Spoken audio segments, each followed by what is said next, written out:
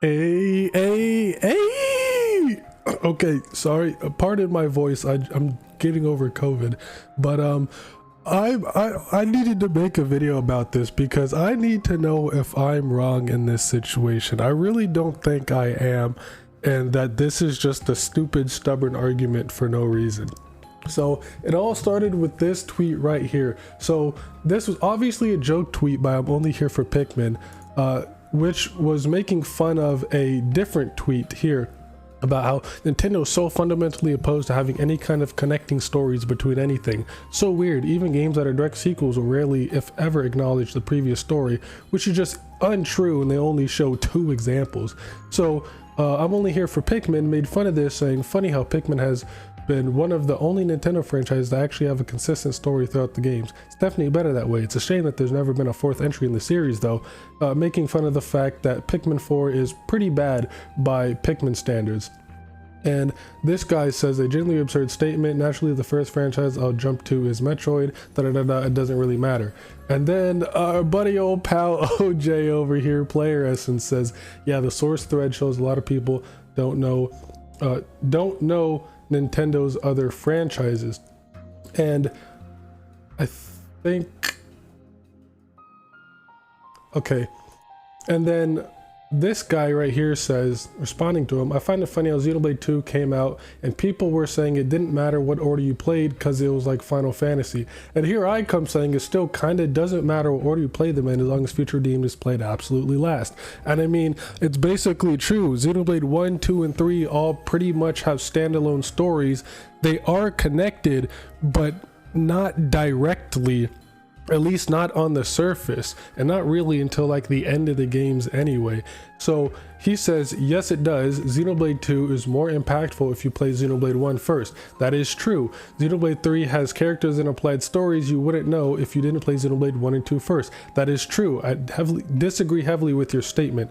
Yes, while it's true, the experience of Xenoblade 3 is more impactful and is elevated by playing 1 and 2 more, it is not necessary. It's not required. You don't have to play 1 and 2 to understand what's happening in 3. Yes, you'll pick up on more of the like subtle references and background lore if you play 1 and 2 first, but you don't need to play them in order to understand 3's story in and of itself. 3's standalone story, you can completely understand and keep up with 3's story on its own without playing 1 or 2.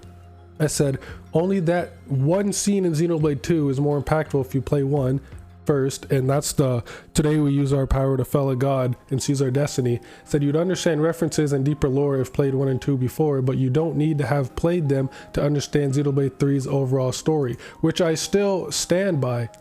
And I further say they are less connected on the surface that it doesn't really matter doesn't matter a whole lot. I played Xenoblade 2 first and it helped me understand the space station scene in 1 more when I got to it. He says disagree. Not knowing who Melia or Nia before 3, playing 3 is a big issue. I mean, I don't think it's that much of an issue. I said, why though? What issue is there other than the hype of seeing them? Them being from 1 and 2's worlds, respectively, doesn't really contribute anything to the overall story. The 1 and 2 worlds don't really matter at all until Future Redeemed. 3 is a standalone story. And that's kind of true. Like, Melia and Nia could have been from pretty much any other worlds, and I mean the story would have been relatively the same. Xenoblade 3 isn't this big 1 and 2 crossover like we were led to believe at the beginning. That's more so Future Redeemed, which is why I said Future Redeemed should be played last.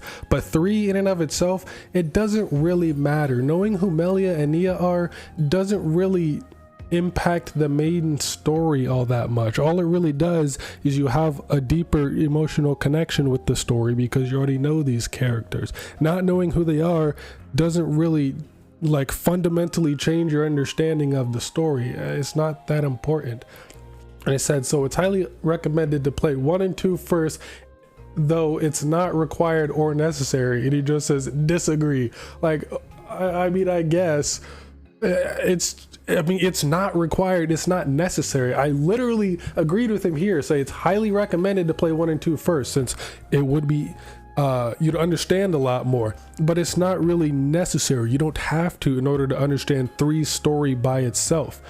And he said I disagree. Knowing who Melia and Nia are beforehand is very important. You can play any sequel to any game and just not know anything just using that logic. Said what I'm saying is knowing who Melia and Nia are isn't really that important in 3's story in and of itself.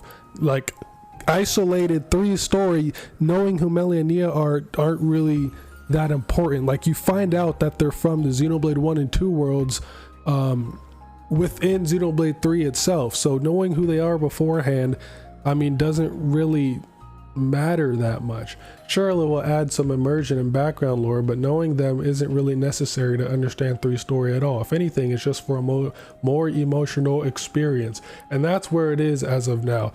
And I just want to know, am I wrong here? I really don't think so. Like I've played the entire series, and I played it out of order. I played 2 first, then I went to 1, then I went to 3. So I mean, it really isn't that big of a deal, maybe because I didn't start with 3, but there are plenty of people who started with 3 and then went back to play the other games and understood, or like were able to make the connections, like, oh, so this is why this was like this in 3, or like, oh, this is referenced in 3, da da da da da. Like you'll be able to understand like the lore and the references really either way you go, backwards or forwards. You don't really have to start at the beginning with 1, then 2, Torna, then 3. Like it doesn't really matter what order you play them in, just as long as you play Future Redeemed dead last, because that's when the knowledge of 1 and 2 really kick in. Like you're not really gonna understand anything that's happening in Future Redeemed if you haven't played 1 or 2 yet. Like who the hell is Ontos? Right? Who's Alvis? What are these Aegis cores about?